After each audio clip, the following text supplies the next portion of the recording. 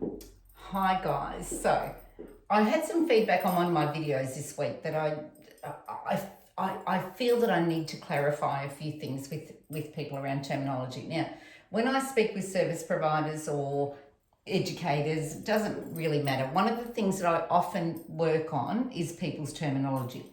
So we've got one of the things, I'm going to quickly run through these with you, which is scheme.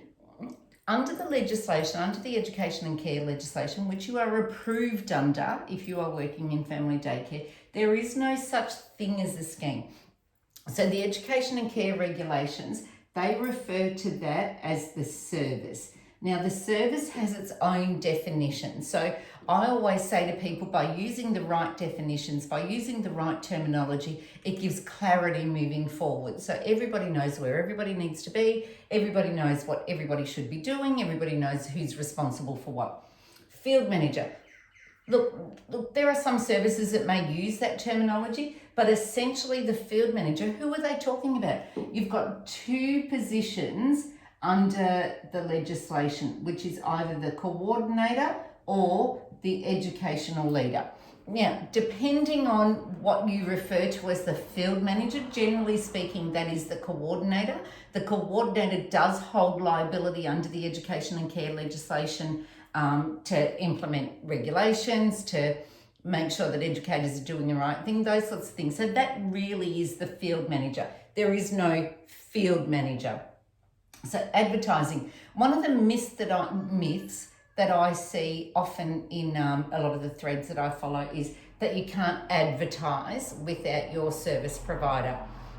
I can't find anything in the legislation that states that. So what I can find is under the Act, it states that you cannot advertise until you have service approval. So that would be up to the provider to advertise their service once they hold service approval.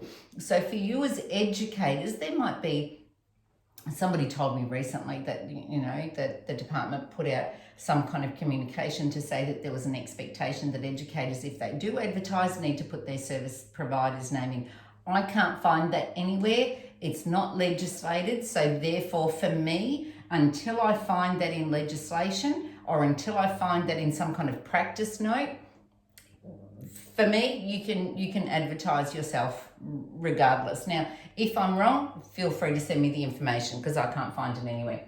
Approved. We've seen, I got challenged recently when I advertised the educator's course that they have to be licensed. Well, that's not true. Children's services, which are occasional care services, they still fall under the children's services regulations, so therefore they are licensed.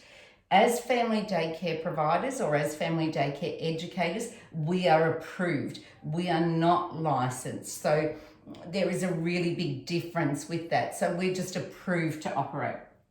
Observations, one of the things that just does my head in with sometimes observations. I hear people saying, many of you know that I also work in long day care, and I've heard educators say, while the children are asleep, I'm going to do my observations. Well, how can you do your observations if it's not in real time? Observations are purely that. They are observations. They are made in real time. They are made while the children are doing something, whatever that something is. That might be separating from a family or from a parent. That might be engaged in a sensory activity. That might be, there's a whole range of reasons why we would observe children. But observations are done in real time. So please remember that, because that's really vital to the terminology that we use. So if you are saying that observations can be done while children are sleeping, or if you can say that observations should be done after children go home or whatever that is, then for me, they are reflections. They are not observations. Observations are what you are observing. Reflections are what you think those observations and those reflections really should be based on your professional opinion, your professional knowledge, your skills, those sorts of things. So what are those observations telling you? Observations are in real time. Reflections They can be done while you're sitting on the couch at night. They can be done while children are sleeping. They can be done at all sorts of times. So that's your reflection. That's your interpretation of what's happened. Yeah, does that make sense? Hopefully that makes sense for you now.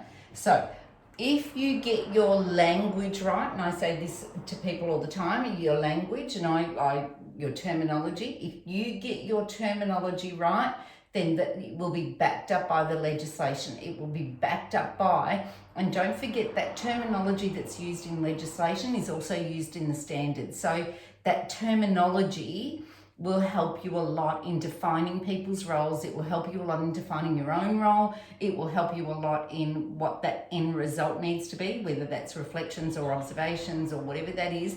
So your terminology has to be spot on. And don't forget, I'm pretty sure if I could be wrong here, but in 1999, when we changed the legislation, one of the primary goals for changing the legislation was to have a shared understanding, was to have a shared language. So you'll find that reflections, if you speak to a maternal child health nurse, a reflection means a reflection. If you speak to a doctor, an observation means an observation. If you speak to somebody from the department, an observation means an observation. So it's about that shared language so that us as a sector can move forward with all of us speaking the same language. So this is really important for me, and I think that this is really vital for people's professional development. If you are still using terminology like scheme, if you are still using terminology like field manager, I would suggest that you go right back to your definitions in the legislation. And if you look at the definitions in the legislation, that will clarify exactly who is who, what their roles are, and that really helps with that delegation of authority even. So I'm going to write that there. And that tells you who is responsible for what. So even if you're an educator, if you get this right, then you know what the coordinator is responsible for. You know what the educational leader is responsible for. And you don't know it just by your services, because you might work with a service that has delegated a particular authority to a coordinator that may not be delegated under the legislation. This will tell you how the sector works. This will tell you what are the expectations of each role in our sector. So I can't stress enough how important I think it is to use the right terminology. Go back to your definitions in the legislation. Every piece of legislation has its own definitions. They're really easy. It's a one-pager. So this is where I would go if I were you. That's my advice to you. So hopefully that helps. If not, put some comments here and I'll clarify if you need anything else. But yeah, all good. Okay, so we'll talk soon. See ya. Bye.